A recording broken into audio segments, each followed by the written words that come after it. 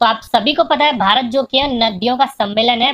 भारत में अनेक प्रकार की नदियां पाई जाती हैं, तो इसी हिसाब से भारत में दो प्रकार में डिस्ट्रीब्यूट कर दिया गया इन नदियों को, जो कि पहला भाग को बोला गया हिमालयन और दूसरे भाग को बोला गया प्रायद्वीपीय नदी।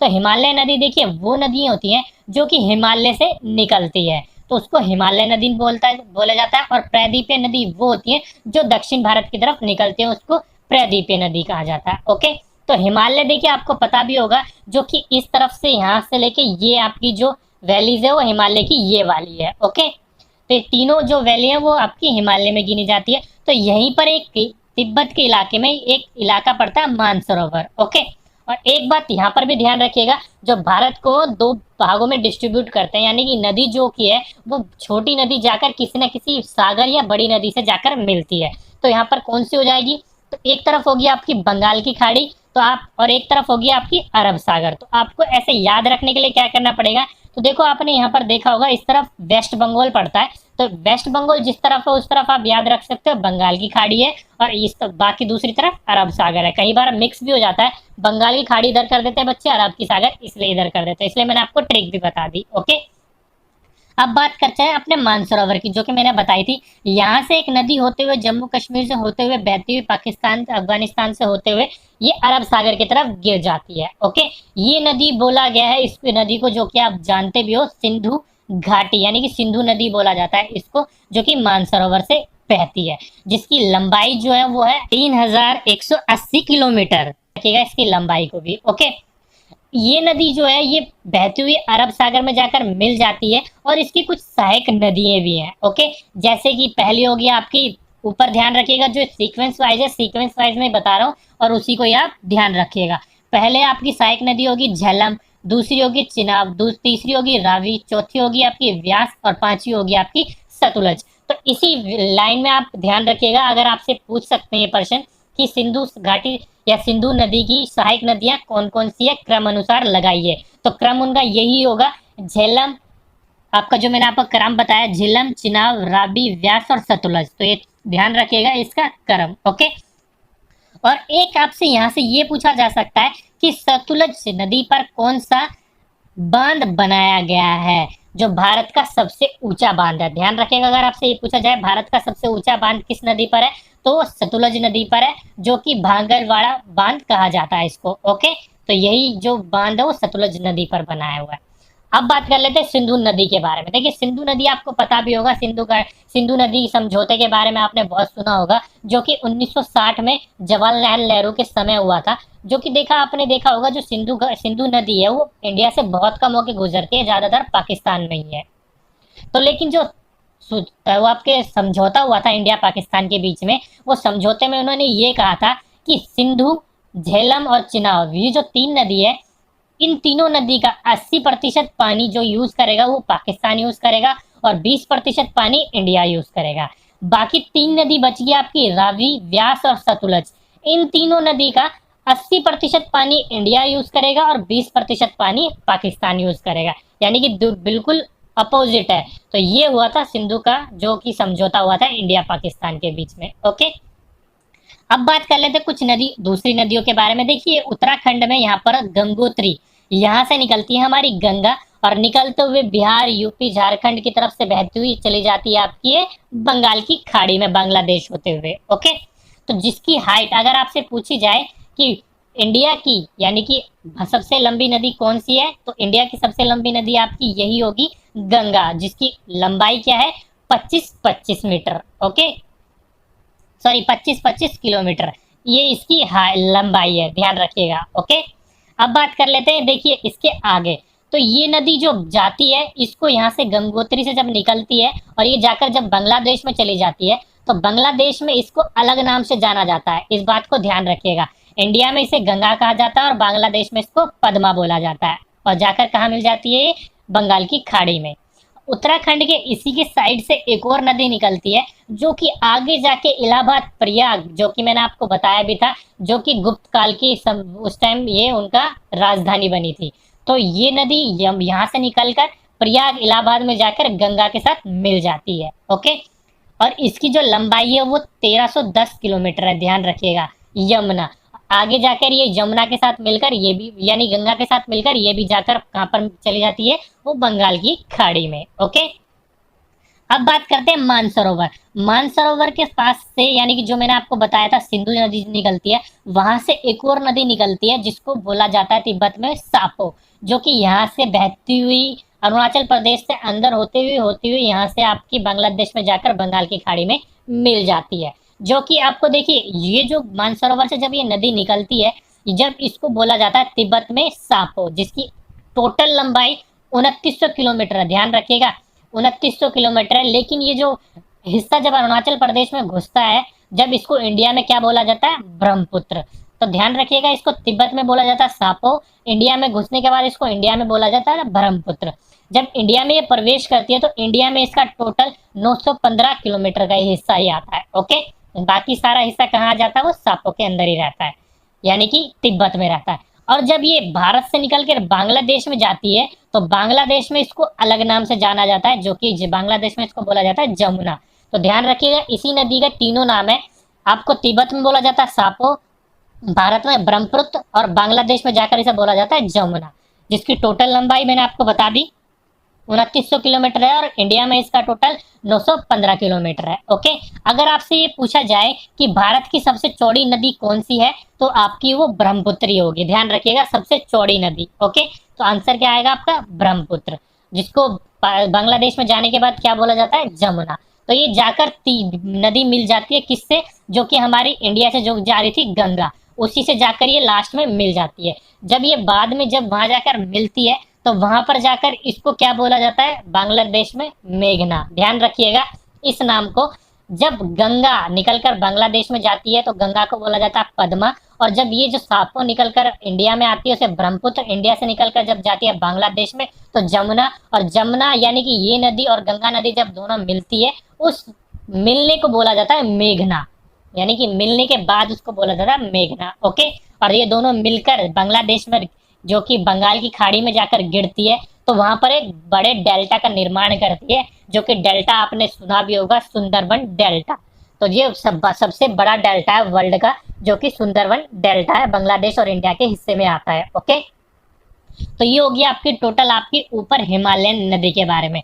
कुछ नदी एक दो और बता देता हूँ, जैसे कि यहाँ पर देखो आपकी अरावली है। अरावली पर्वत आपको पता भी होगा, जो कि दिल्ली इस पर स्थित है, और सबसे ऊंची चोटी अरावली की कौन सी है, और रायसेना हिल है, और सबसे प्राचीन पर्वत भी बोला जाता है इसको। और रायसेना हिल पर हमारा क्या बन रखा है, जो कि राष्ट्रपति भवन बन रखा है, मैंने आपको प्रश्न बताया भी था। ओके, यहाँ से एक नदी निकलती है जिसका नाम है लूनी।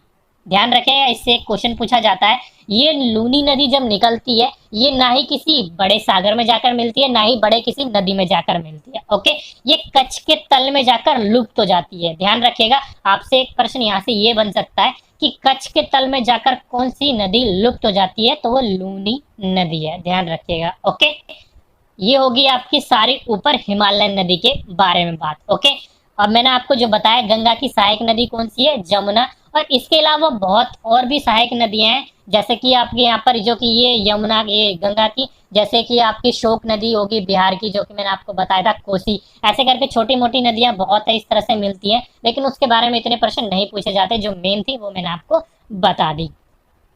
एक नदी और यहाँ से बहती हुई निकलती है, जो कि जमुना की, ध्यान रखिएगा, वो जमुना की सहायक नदी है, जो कि जिसको बोला जाता है आप उसको बलवा। ओके, ध्यान रखिएगा, वो यमुना की सहायक नदी है। इसके बारे में इतना विस्तार में नहीं बताऊंगा क्योंकि ये पूछा भी नहीं जाता।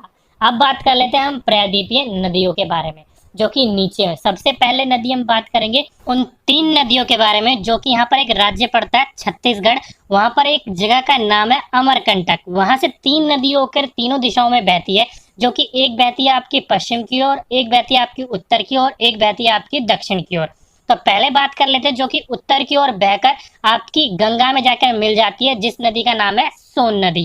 तो ध्यान रखिएगा, आपसे अगर ये प्रश्न पूछा जाए कि अमरकंटक से वो कौन सी नदी जो उत्तर की ओर बहकर गंगा में मिल जाती है, तो वो आपकी सोन नदी होगा। ओके, और यहाँ से एक नदी और बहती हुई जाकर अरब सागर में मिल जाती है, जिसका नाम है नर्मदा नदी। अगर आपसे पूछा जाए कि वह कौन सी नदी है जो पश्चिम की ओर बहकर अरब सागर में मिल जाती है या फिर पश्चिम की ओर बहती है, तो आपका आंसर होगा नर्मदा नदी। ध्यान रखिएगा। ओके, एक नदी और पश्चिम की ओर बहती है, इसके नीचे से ही बहती है, जो कि आपकी होती है तप्ती, ये भी जाकर अरब सागर में जाकर मिल जाती है, ध्यान रखिएगा। और इन नदी के बीच में एक पहाड़ी पाई जाती है जिसको बोला जाता है सतपुड़ा की पहाड़ी।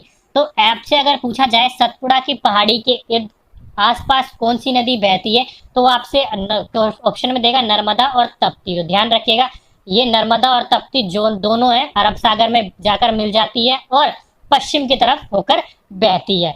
और एक क्वेश्चन आपसे यहाँ से एक और पूछा जाता है कि ऐसी कौन सी नदी है जो रिफ्ट घाटी या द्रोणी से होकर बहती है, जो कि जो सतपुड़ा पहाड़ी है ये पर्वत की एक श्रृंखला होती है, जो इसके बीच में वैली होती है उसको रिफ्ट कहा जाता है या द्रोणी कहा जाता है, तो इसी के बीच से होकर बहती है। तो आपको अगर ये भी पूछा जाए कि रिफ्ट घाटी या द्रोणी से होकर बहने वाली वो नदियां कौन सी है, तो नर्मदा और तप्ती ये दोनों ही उसका सही आंसर होगा। ओके, ये होगी आपकी प्रश्न की बात। अब बात कर लेते हैं अमरकटक से जो तीसरी नदी निकलती है, वो नदी निकलकर बहती है आपकी बंगाल की खाड़ी में जाकर मिल जाती है, और उस नदी का नाम है महानदी। ध्यान रखिएगा, और महानदी पर एक बांध बन रखा है जिसको हीराकुंड बांध भी बोला जाता है, और ये भारत का सबसे बड़ा बांध है। ध्यान रखिएगा, अगर आपसे पूछा जाए कि भारत का सबसे बड़ा बांध हीराकुंड बांध कौन सा बांध है, तो वो हीराकुंड बांध होगा। और कहाँ पर स्थित है, ये उड़ीसा में स्थित है, ध्यान रखिएगा। और पूछा जाए किस नदी पर है,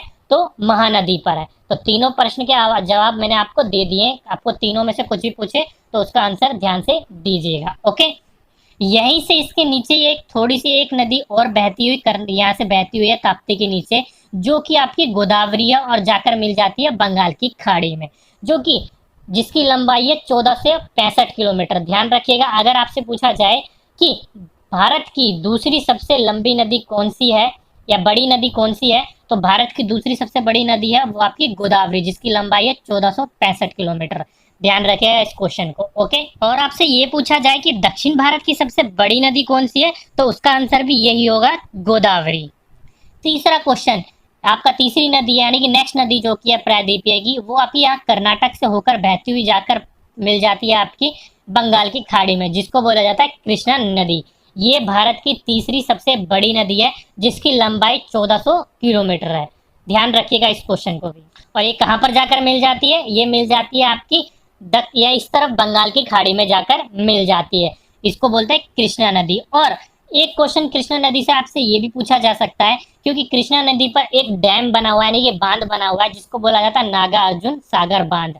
तो नागा अर्जुन सागर बांध किस पर बना हुआ है, वो आपका कृष्णा नदी पर बना हुआ है। तो इस क्वेश्चन को भी ध्यान रखिएगा। ओके, नेक्स्ट बात कर लेते हैं, इसके नीचे एक और नदी जारी होगी और वो भी जाकर मिल जाती है कहाँ, बंगाल की खाड़ी में, जिसको बोला जाता है कावेरी नदी। अगर आपसे पूछा जाए भारत की, यानी कि ये नंबर तो मैं नहीं बता सकता क्योंकि इससे छोटी नदियां और भी हैं और इससे थोड़ी बड़ी नदियां और भी है, तो ये काफी नीचे जाकर मिल जाती है। अगर आपसे पूछा जाए भारत की पहली सबसे बड़ी नदी कौन सी है, तो गंगा, दूसरी गोदावरी, तीसरी कृष्णा, चौथी यमुना। ओके, अब बात कर लेते हैं लास्ट यानी कावेरी, जिसकी लंबाई है 805 किलोमीटर, जो कि मिल जाती है कहाँ पर, बंगाल की खाड़ी में। और यहाँ पर अगर आपसे पूछा जाए शिव सुंदरम जल प्रपात कहाँ पर होता है, तो कावेरी नदी पर ही होता है। और कावेरी नदी से एक क्वेश्चन और बहुत पूछा जाता है कि आपने देखा भी होगा, जो पिछली बार केवीएस का एग्जाम हुआ था उसमें एक क्वेश्चन पुटअप भी हुआ था कि तमिलनाडु और कर्नाटक या फिर आपका